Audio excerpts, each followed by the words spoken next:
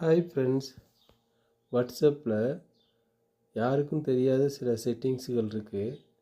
அது என்னன்னு சொல்லி விரிவாக பார்க்கலாமா? முதலாவதாக சட் லாக் ஆன் பண்ணி ப்ரைவேட் சட் ஹைட் பண்ணலாம். அதே மாதிரி ஹெச்டி ஃபோட்டோ ஆப்ஷன் யூஸ் பண்ணி கிளியராக ஃபோட்டோ சென்ட் பண்ணலாம். அதே போல் ஸ்டோரேஜ் மேனேஜ் செக்ஷனில் அன்னெசரி ஃபைல்ஸ் டிலீட் பண்ணலாம்.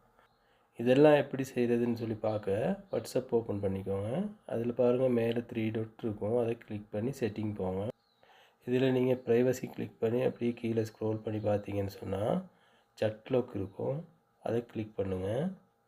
இதில் நீங்கள் அன்லாக் செக்ஷன் போயிட்டு ப்ரைவேட் சட் ஹைட் பண்ணிக்கொள்ள முடியும். அடுத்ததாக நீங்கள் ஹெச்டி ஃபோட்டோ ஆப்ஷன் யூஸ் பண்ணி கிளியராக ஃபோட்டோ சென்ட் பண்ணலாம். அது எப்படி செய்கிறதுன்னு சொல்லி பார்ப்போம். அதுக்கு நீங்கள் வாட்ஸ்அப் ஓப்பன் பண்ணிக்கோங்க. 3 டாட்ஸ் கிளிக் பண்ணுங்கள். அப்படியே செட்டிங் போங்க. அப்படியே ஸ்க்ரோல் பண்ணி கீழே பாருங்கள் ஸ்டோரேஜ் இருக்கும், அதை கிளிக் பண்ணுங்கள். அப்படியே கீழே பாருங்கள் மீடியா அப்லோட் குவாலிட்டின்னு சொல்லியிருக்குல்ல, அதை கிளிக் பண்ணுங்கள். கிளிக் பண்ணி உள்ளே போனீங்கன்னு சொன்னால் ஹெச்டி குவாலிட்டி கேட்கும், அதை கிளிக் பண்ணி சேவ் பண்ணிக்கோங்க.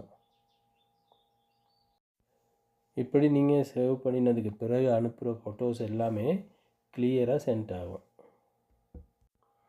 அடுத்ததாக ஸ்டோரேஜ் மேனேஜ் செக்ஷனில் அன்னெசரி ஃபைல்ஸ் எல்லாம் எப்படி டிலீட் பண்ணுறதுன்னு சொல்லி பார்ப்போம். வாட்ஸ்அப் ஓப்பன் பண்ணுங்கள்.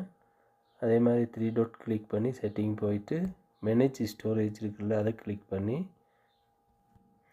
இதில் தேவைக்கு இல்லாத ஃபைல்ஸ் எல்லாம் டிலீட் பண்ணிக்கொள்ள முடியும்.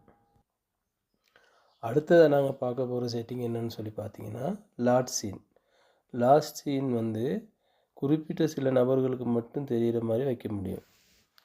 வாட்ஸ்அப் ஓப்பன் பண்ணி 3 டாட் கிளிக் பண்ணி அதே மாதிரி செட்டிங் போயிட்டு அதில் பாருங்கள் ப்ரைவசி செக்ஷன் போங்க. ப்ரைவசி அதை கிளிக் பண்ணுங்கள். ப்ரைவசியை கிளிக் பண்ணி அதில் பாருங்கள் லாஸ்ட் சீன் இருக்குல்ல, அதை கிளிக் பண்ணுங்கள்.